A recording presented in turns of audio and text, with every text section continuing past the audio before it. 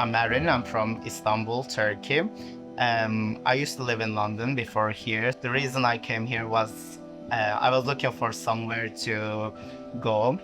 Is a safe place than other than London or Istanbul, because they started to become much more hectic and not safe for me. Then I came for 2 weeks 5 years ago almost, and I'm still here. I'm in love with the island, so I'm working here, I'm living here, and I'm very happy at the moment. The safety, what I mean is like to living as a free, as a queer person, as a gay man. My name is Nasir. I'm from Egypt. I live here in Malta, 5 years, 1 month now. I work as a barber. What else? I escaped from Egypt. I tried like 3 times, 4 times.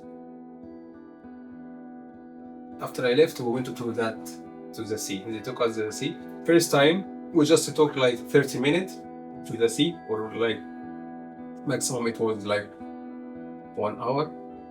And the boat broke. And a day later, they put us in the same one, but they fixed it. And from that time, we spent like 20 hours, 22, kind of like this. And after that, Libyan police, they arrest us.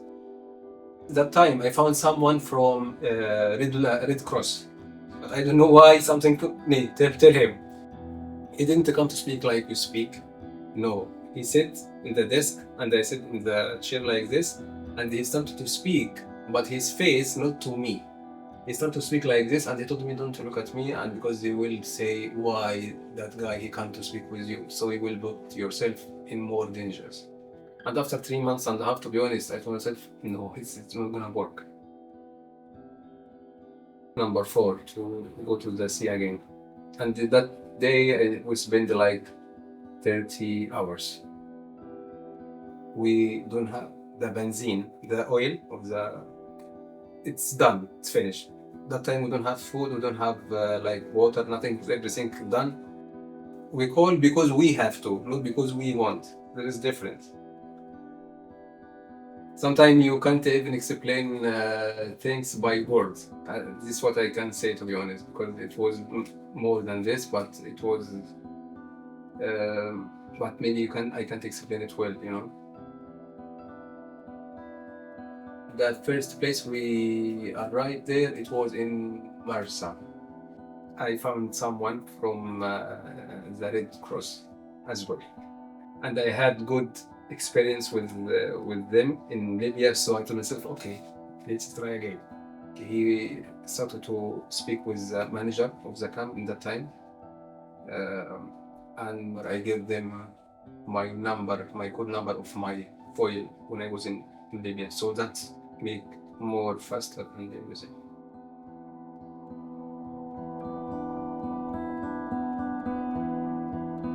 We are a transnational queer couple living in Malta. I am a white European who has been living in Southeast Asia for a long time, and we recently moved to Malta. I work remotely for an NGO based in Southeast Asia, which works on women's rights, and I particularly work on migrant and refugee rights. I'm from Southeast Asia. I'm a trans man, and I work remotely for an organization in Europe.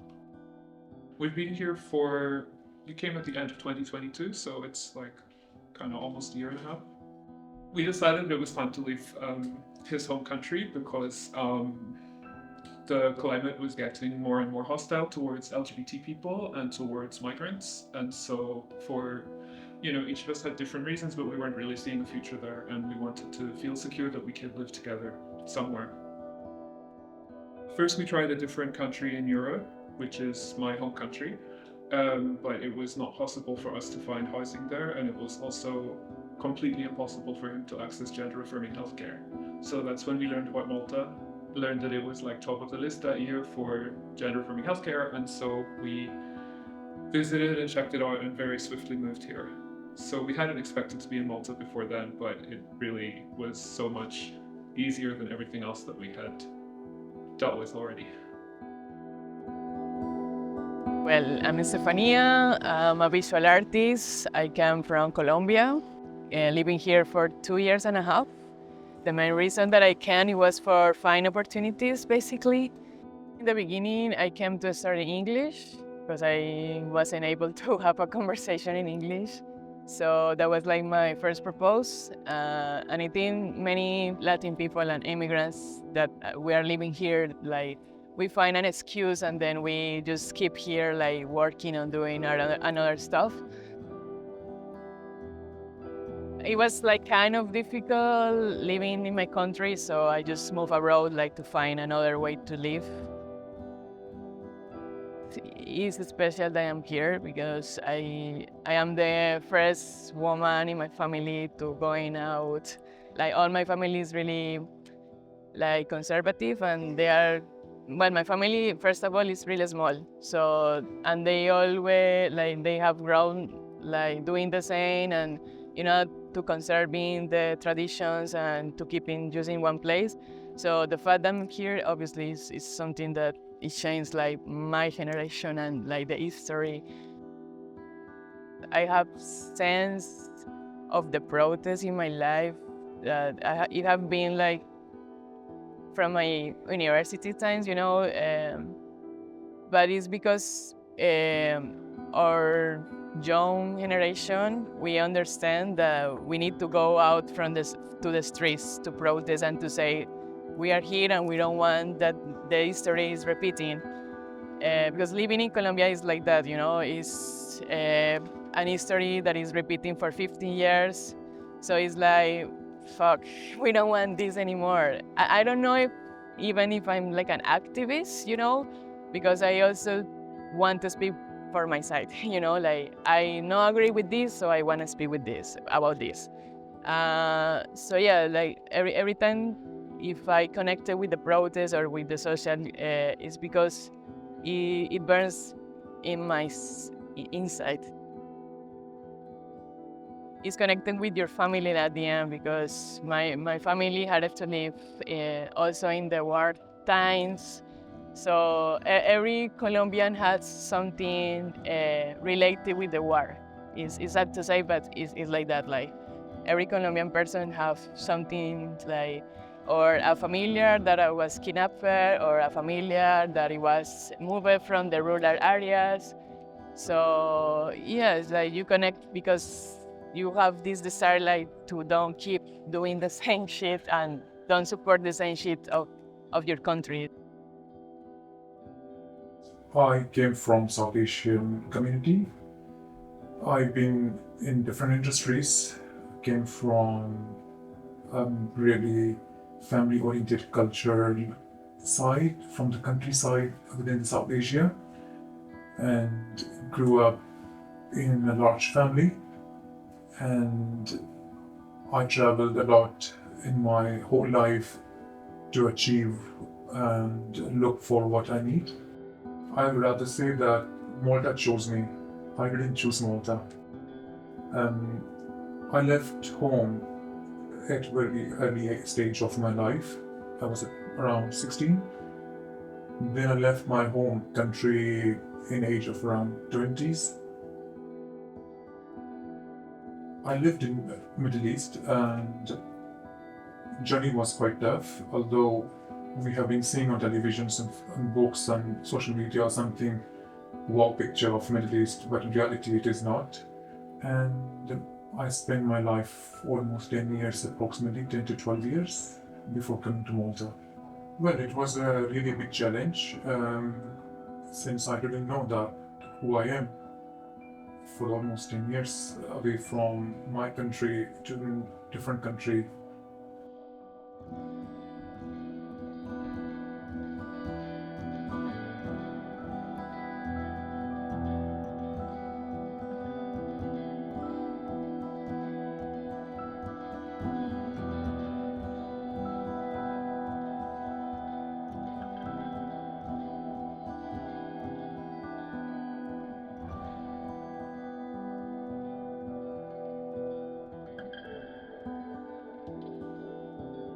I was doing my things by myself, like in a really independent way, and like many artists do, like to apply for sponsorships or some like government programs in my country, no? That was in my country.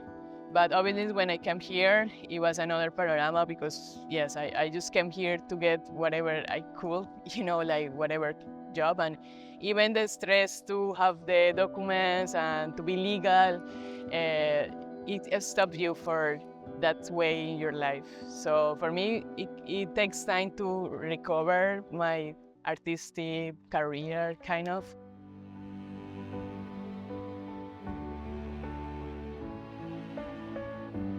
Well, immigrants in general, you come here like to do the jobs that European people doesn't want to do. So you find only opportunities at the end, like in hospitality or caring. But if you put more effort, I think that you can find the job that you want, because that's what happened to me after. Like, I'm working right now like a social manager of a jewelry store. So it's also this way that Malta offers you, like if you really find what you want, you find it. Like, you need to be like clear that you don't come here for your dreams. You come here to do whatever you can, like the more basic opportunity that you can find, that's what you can do here. So I started actually like that. I was like a waitress at the beginning, and then I was in a textile job, but doing like a minimum jobs, like not really like related with my profession or something like that.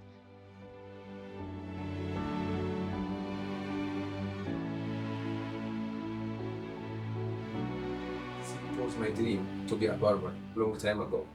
So I work in construction. I was as a cleaner. I work here, everywhere. But the main thing, or I'm focused about to be a barber. So I started to search everywhere. I found my ex-boss and my teacher. I send all my respect and my regret to him as well. And he taught me. I spent like 2 years in there in the shop, and after that it's like last May I went to another barber. It was the bad experience. It was that in that place. So they used to speak about money. For example, I give you something, but no, when you want to do nothing, I'm not gonna give you the same money, even how they speak with them like slaves, you know what I mean? There was a lot of complaint about most of my customers. Why? Because most of my customers, I have not most of them, but I have a lot of, especially Indian and African people. I've had an experience here in Malta where I was looking for work and I applied, and the first response that I got back was a question asking if I have a European passport. And I found that to be quite odd of a question, because it doesn't make sense, because okay, even if I had a European passport, not all European passports equates to EU. So yeah, when I clarified, and the person said, but like we only hire Europeans. I just thought that was strange, because any European who's not in the EU would have to go through the same processes as me. So why am I being profiled right away? And from what I could gather as well, this workplace does have Latin Americans working there. So I was not sure how this fits in. Like, even if I am being profiled, that's fine, but like it has to make sense if I'm being profiled. It's not consistent. I'm like, where's the difference here? The guy didn't get that, he just assumes that he doesn't have a legal right to work here. And he does automatically because of our marriage. To send his legal stuff would be dead naming himself and like outing himself as trans immediately. And like after that, pathetic exchange in the beginning. It was just like, okay, no more energy left to deal with this guy. Like, it doesn't need to be done this way. So he was totally put off applying for work with that place, and then yeah, find remote work instead. Yeah.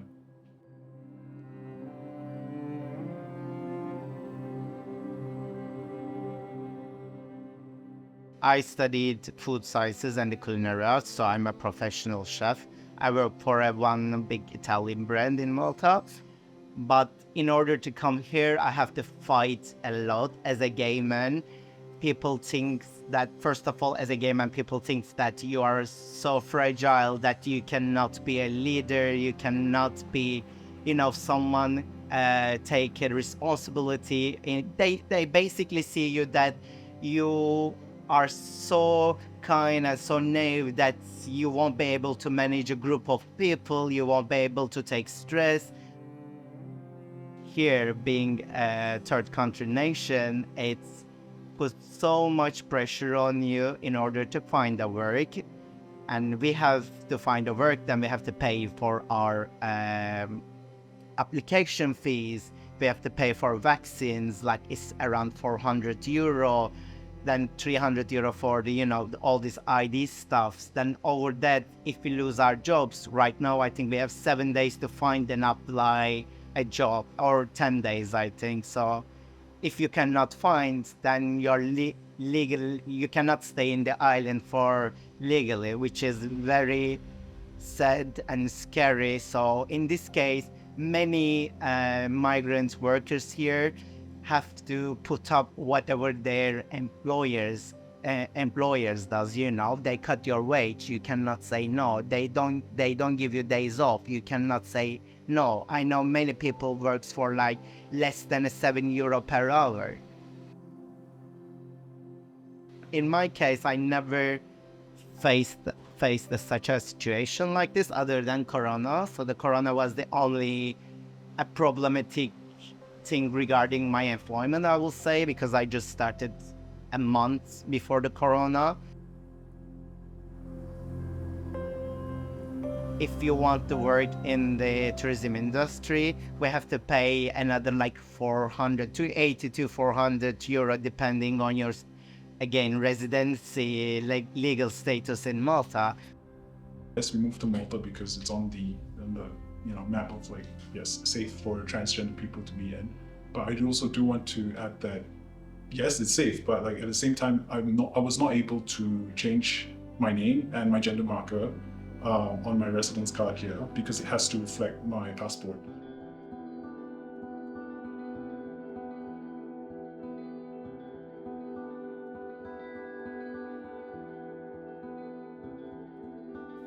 I was at a certain stage being discriminated, and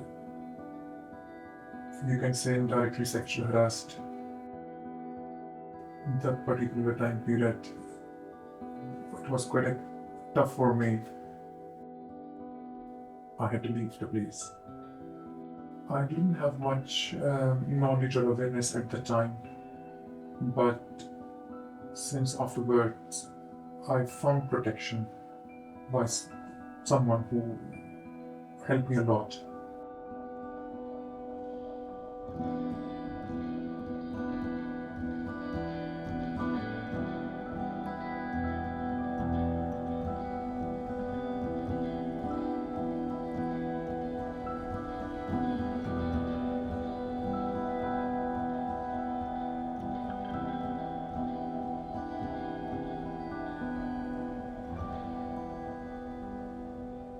What happened to me after that, how I was helped by someone, and the person gave me courage and helped me.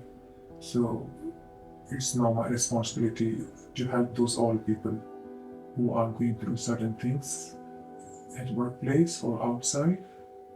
I give them the confidence, so they come to me always with confidence, and they always ask for the help. So I show them the proper channels, how to get the help.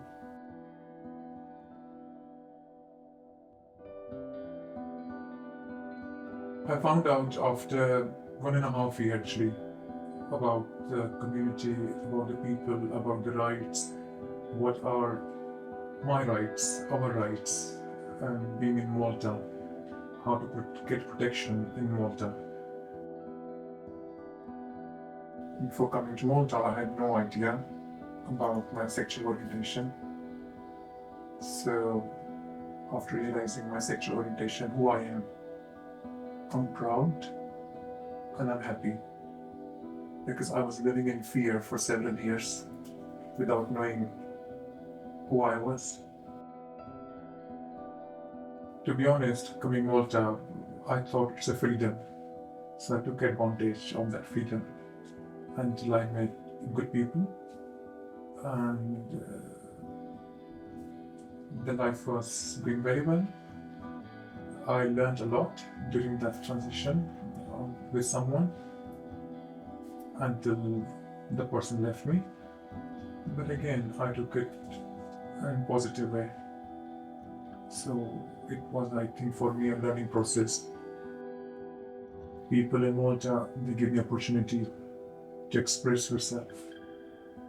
And I don't need to do the publicity of my sexual orientation, but they give me confidence and safety and protection, so I feel it comfortable here, who I am.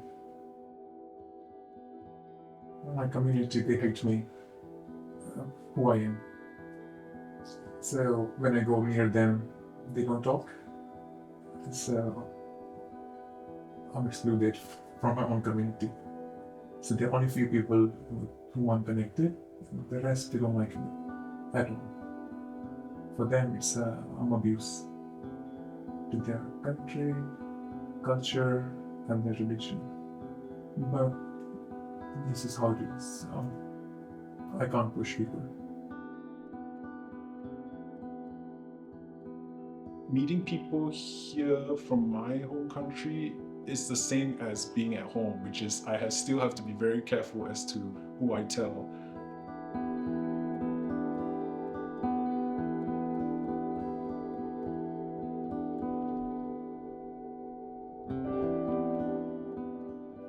I mean, it's good in terms of things to do, definitely. I feel quite happy with that.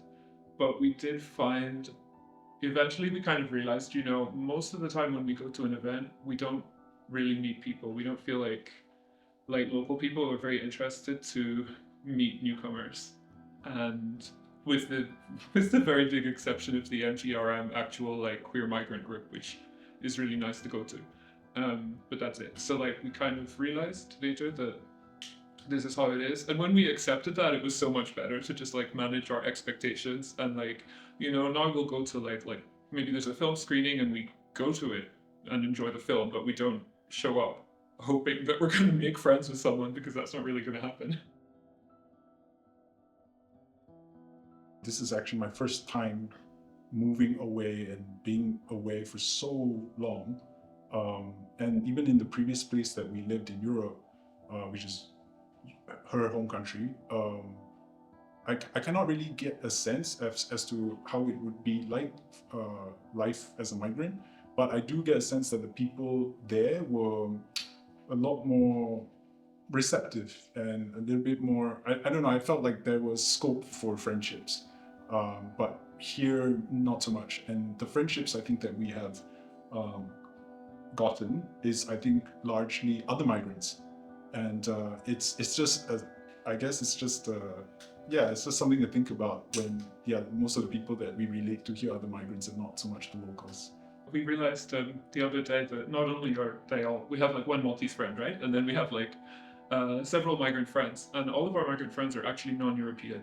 I'm not sure why that is, that we have mostly friends that is non-European, but we in my experience of talking to other Europeans here, the European migrants, there is this sense of they don't really get it. I think because they have some kind of, I don't know, privilege or security that we don't.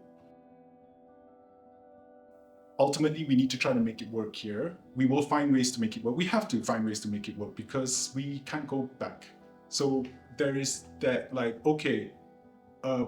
attitude of what can we do to make life here a bit more pleasant.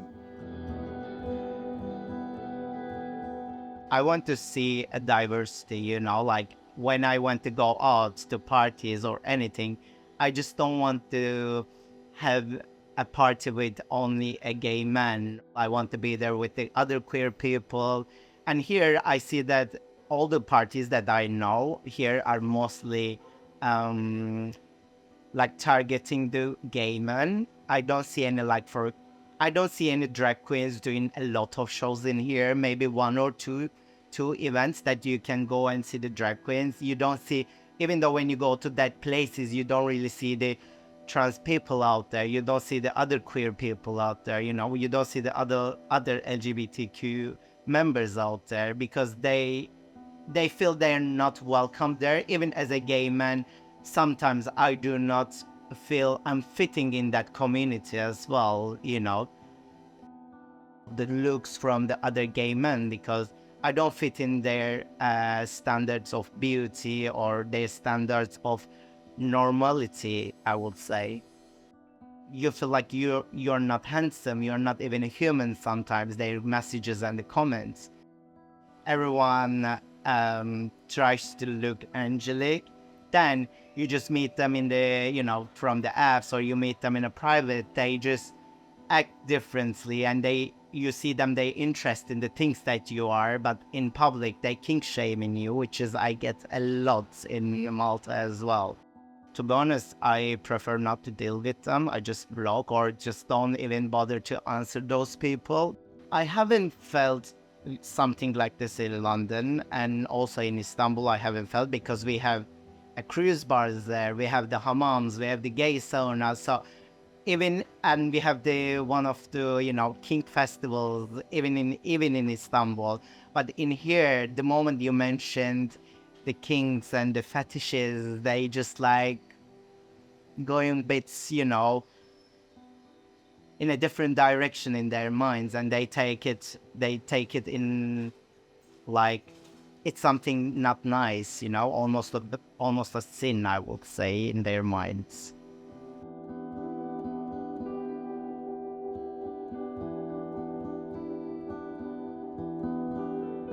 Europride was interesting because it's like so, the government gets to show off like how great it is, and like I agree to some extent. Obviously, there's a bunch of rights here that like obviously there are also issues like how queer and trans refugees and asylum seekers experience this place, and so on and so on. That was your first Pride, because you never had a chance to go to one before. Yeah. It's also a strange experience because I don't actually know what Pride is about. It's not a concept that is it's like this, not big in Southeast Asia. Like we only always see it on TV or in an American in American context. So coming in, I was like, okay, Pride. I guess people go on these floats and wear shiny things and play really loud music, get drunk, I think. When we were there, I was kind of like very aware that around me is just Europeans, or at least European adjacent, or white passing people. People I don't recognize, that doesn't look like me. I think I didn't really see many Asians, let alone Southeast Asians. So yeah, it was, like I said, it was a strange experience. I feel so far removed from it.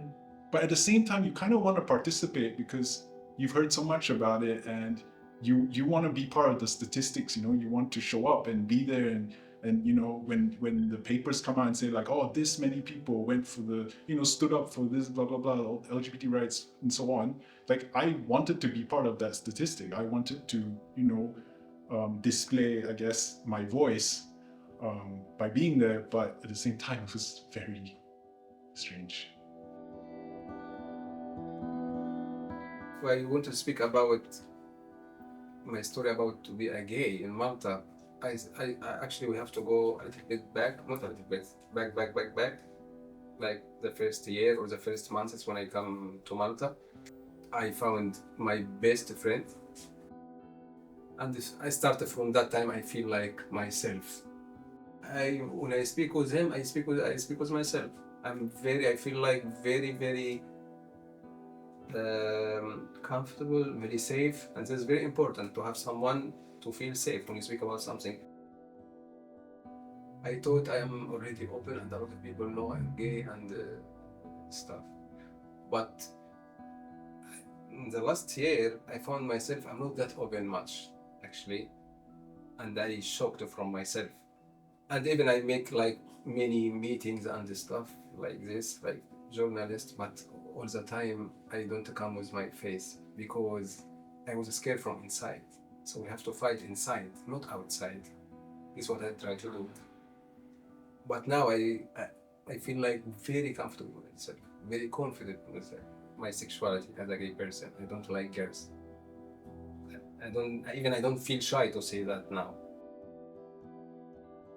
I mean, all my life, I find the community like a home, you know, like where to be and where to find friends, family, like people that you can be connected and you can share ideas and you feel like more free.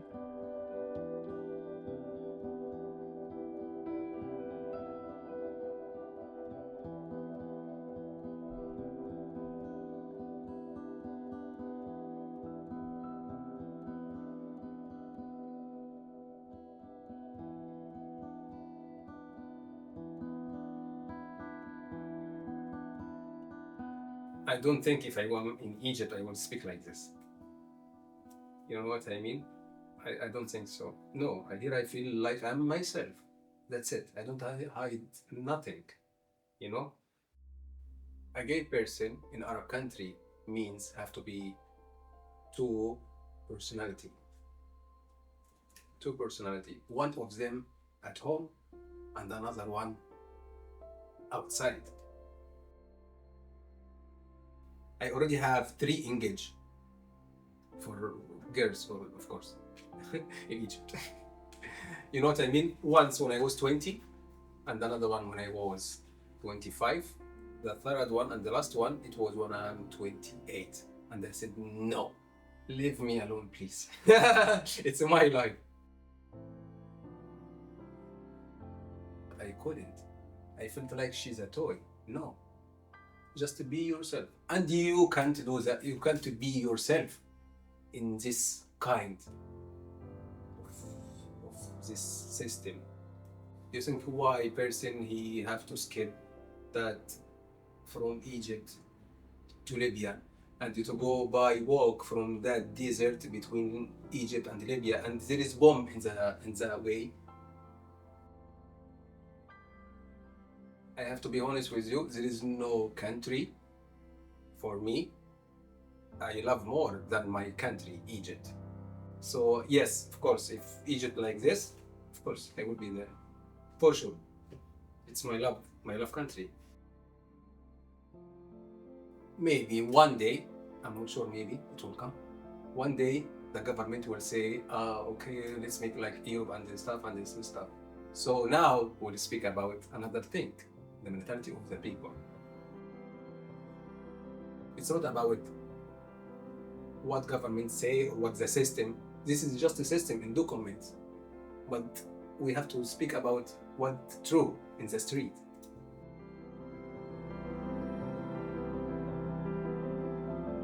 I had sentence, be yourself or die. Dying or be yourself. So I have no problem to die. Because listen, let me be very clear about it. We all will die. But if you will die, shame on you to die when you are coward.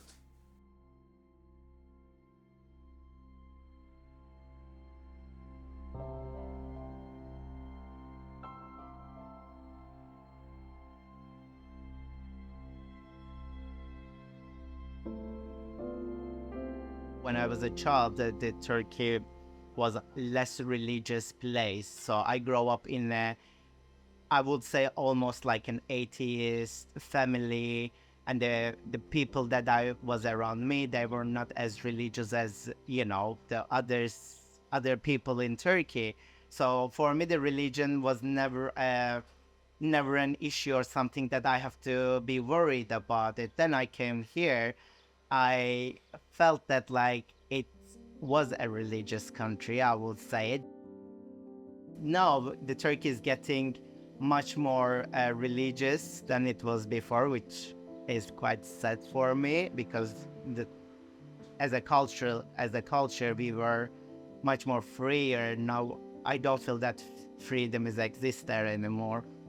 The religion in here is still like a dominant thing, but it does not affect the other people. At least it doesn't affect me, the people being religious. So still I have the laws and rights that I can, stand up against to it if someone is pushing me to be, to believe in stuff. But in Turkey, I cannot do that. Right now, if I say anything against to religion or something, I might even go to jail right now.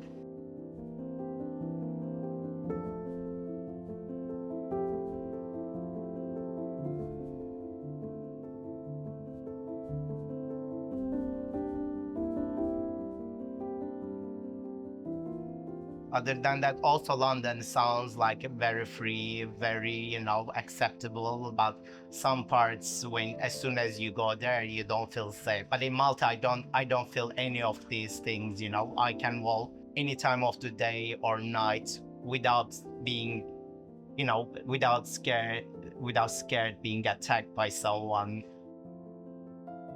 When I compare the community, it's just recently I'm interact with the Maltese gay guys or the Maltese queer community, I will say, after the Cactus, because before I only know that there was one gay bar and like couple small cafes or places that you can hang out with the queer community. But again, they were not, in my case, they were not really foreigner friendly, I will say. You still go and talk with them, but you never became their friends, you never became a part of them. Back home, as a queer community, we are one, we fight together, we resist together, we support each other when there's someone needs it. I think that because the laws and everything is so free that you can have your rights and stuff, so they don't really consider to help each other, or they think everyone has the same rights or same priorities, advantages in their life. There we are open mind, like we don't care too much like to show and to express.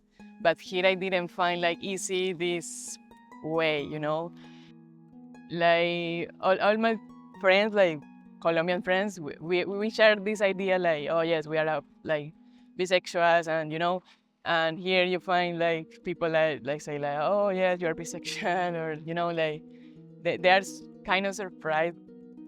Here people are more shy, I feel like and you feel more judgment from the common society, but there, I think, even because we are more people, so because that reason you find like more spaces, more people, and like people are more progress in that. So we don't really give a fuck for many things that now not here is still worry about it,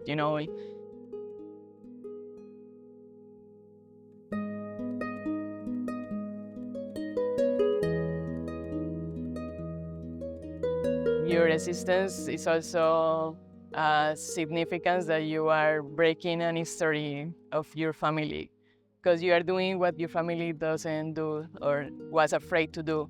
So every time when you think like that, you are more brave in your life, I feel.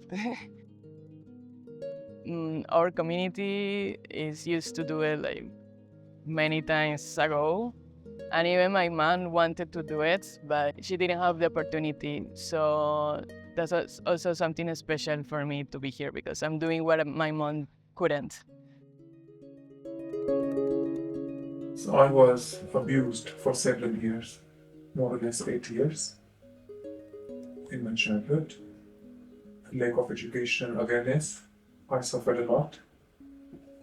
But since I'm standing here, I will give a message to the parents that always protect your child.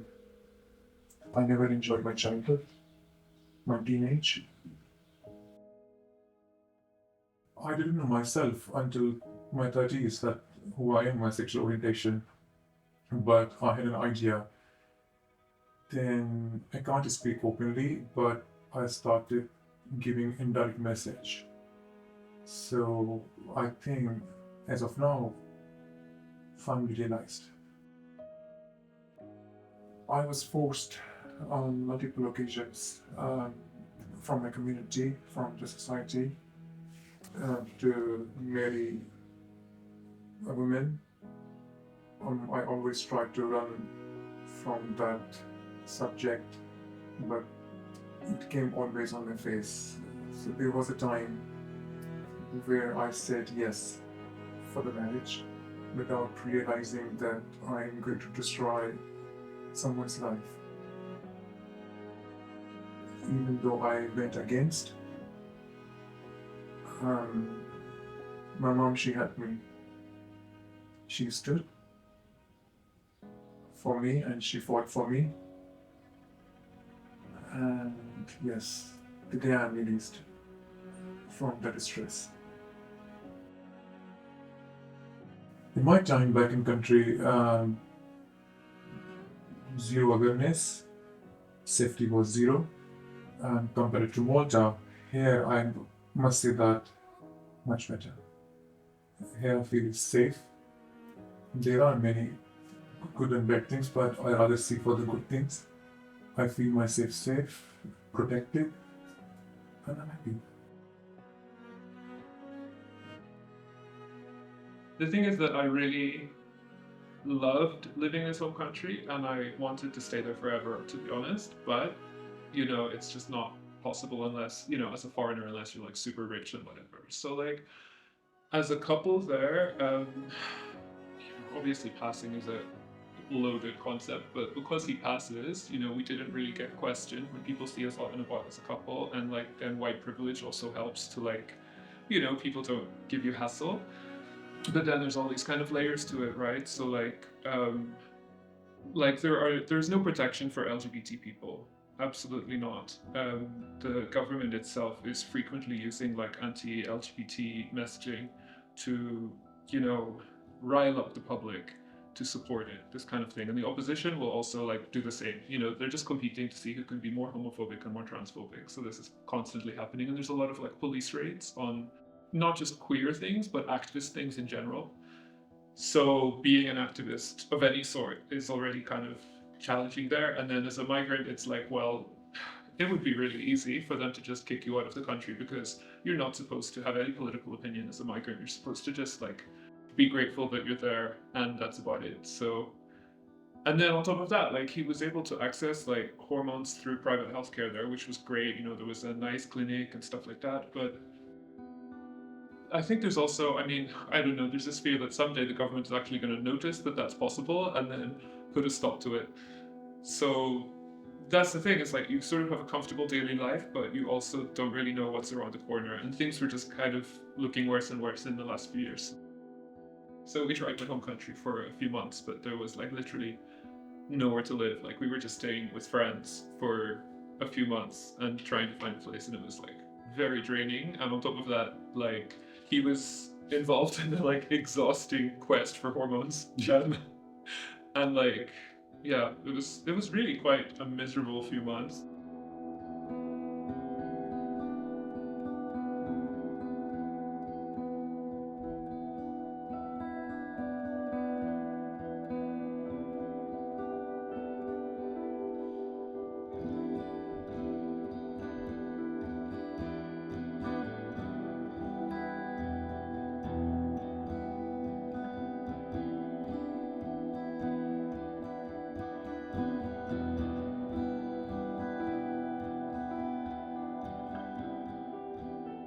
The thing is that here for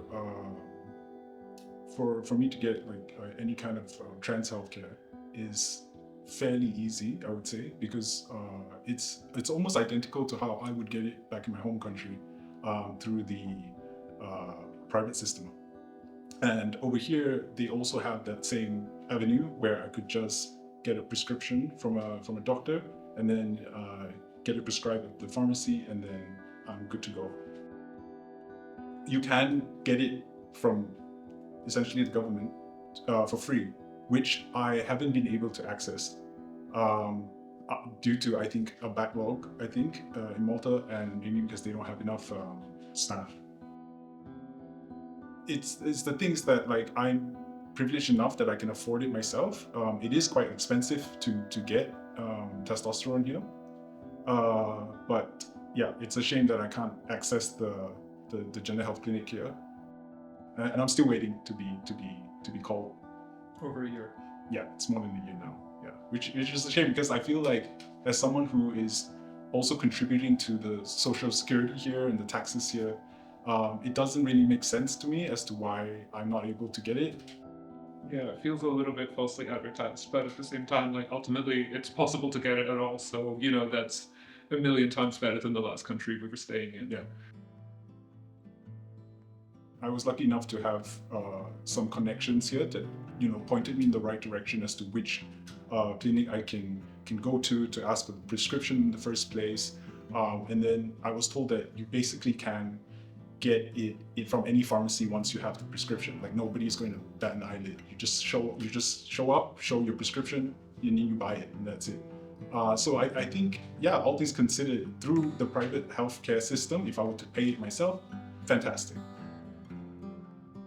When I was trying to find out about getting myself on the list, it was actually really hard to find out the information.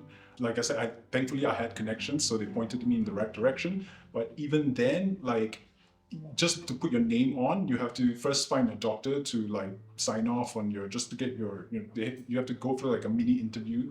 But then you don't hear anything back. You don't know if you're in the system already or you're just waiting. There's just no indication whatsoever. It's continuously quite frustrating in terms of the way things are run here. There was this forum at Europride that was showcasing the system, and so we attended. And then when it was like Q&A time, he spoke up about how long he had been waiting. By this point, I still haven't heard anything back. So I thought, since they have this open forum, I shall present myself and ask directly, is there a reason why I haven't heard back? They said, oh, you're a migrant, so then it's about entitlements, I think. And it's like, again, no, like, just because he's a migrant, again, he's entitled to everything because of the migration path that we took to get here, right? And it just felt like it's being kind of written off immediately. Yeah, there's this, like, a bit, I don't know, defensiveness when it comes to pointing out the flaws in the system.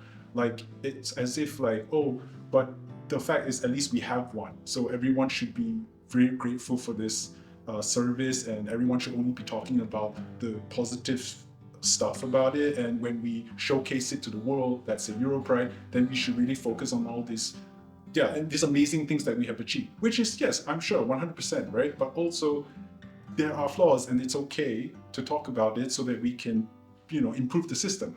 But it seems to me here is that even pointing it out seems to be a touchy subject. Like, you cannot really broach that. Access to information here is quite, I will say, accessible. You can find out things, but accessing to healthcare, it's very similar to Istanbul. In London, it's much more easier. Here, for example, in London, the PrEP is free for everyone now. When I was in there, it was free to over 18 to 25. Accessing the GU clinic can be very hard because if you don't go to private ones, sometimes they give you an appointment in months. Since I get my residency, depending on my work, I'm paying for my health taxes and stuff. So I have free access to medication, luckily. But when it's come to do accessing to PrEP and stuff, my first year especially, I had a lot of problems. And when I come here, it was right before Corona. Then, after that, in order to get to the doctors and everything was for me even harder because my residency was still on based on my work, but I didn't get enough money or work, so I didn't get money to pay the taxes, so I couldn't access the medications and all those stuff. I have to pay it from my pocket basically if I want to go and see a doctor. Even though when I was living in the UK, I was eligible to access the free prep, as in someone who is a student in there, still am, you know, an immigrant in there, even though I'm studying. But here, when I come, they told me, I think it was like around 60 euros per month, and they give you a one website, which doesn't make me feel that I should take something from a source that I don't know that, you know, I wanted to get it from my pharmacy, from my doctor. So these things like make you more confused to access the medication.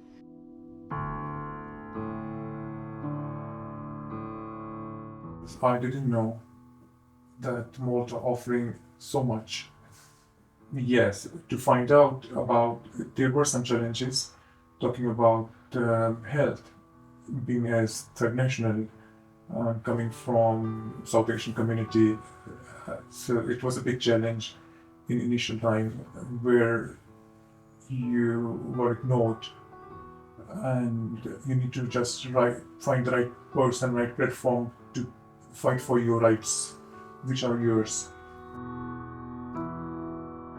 Actually, I'm start to loving Malta. You know, like I start to feeling like, yeah, there is things to do here, and there are vibes. And here is really particular because you find people from everywhere. So that's a really crazy fact of this small island and how you find like a lot of people. I don't like this idea to come here and change something because it's no.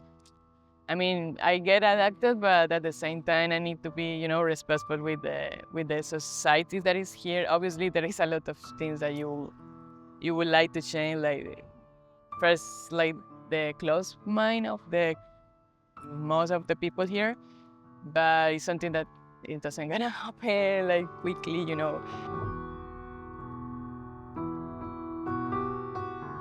Please go out and, you know, be much more open-minded about the other people as well. So we need diversity. We need other people to be seen as well and heard.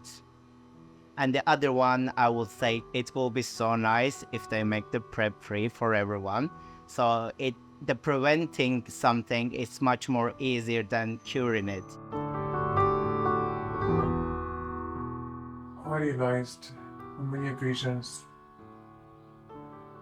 talking about migrants and coming here especially, are being judged by their race, religion, culture, and mistreated. People should welcome them because once again, these are coming from a really tough time periods from their countries, going through a lot of challenges, coming here for the new life. Even within the same community, they're not accepting you because you are from South Asia, from a particular race. You are being judged, criticized, humiliated. So I would say that welcome everyone. Be kind.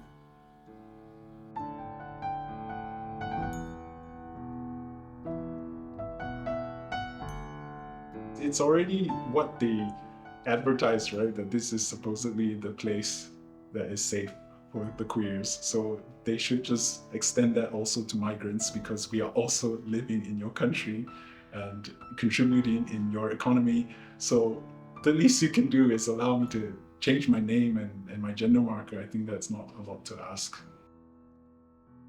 I do like living here. I feel quite happy here. I like our pace of life here, that things are like mostly easy, you know, and compared with the pros and cons of the other places we've lived, I think it works quite well. I'm really happy that we have, you know, this life here and we feel safe.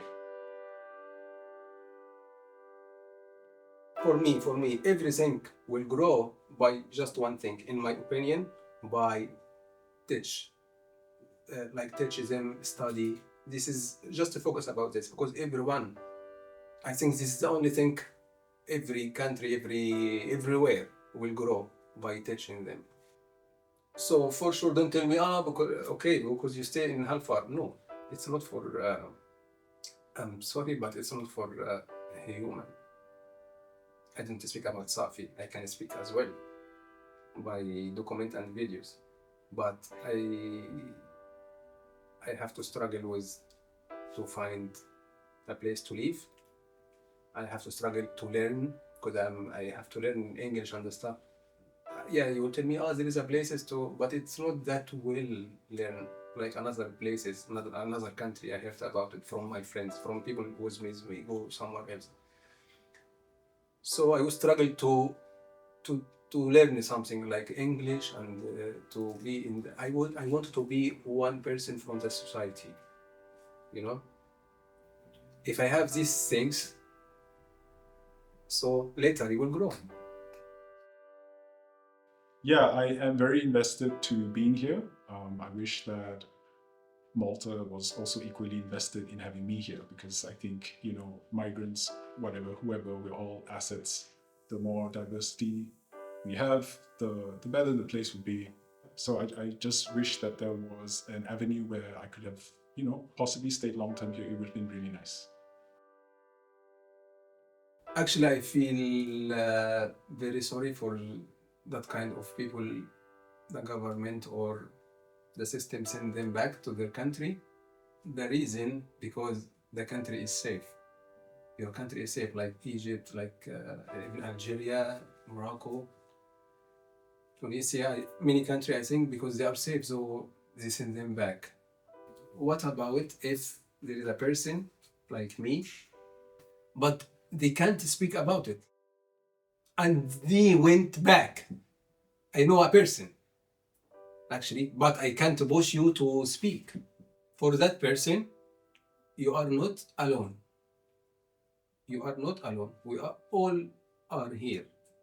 So don't worry, just open and you will find arms open for you. Just be strong, be yourself. Just live your life. That's it.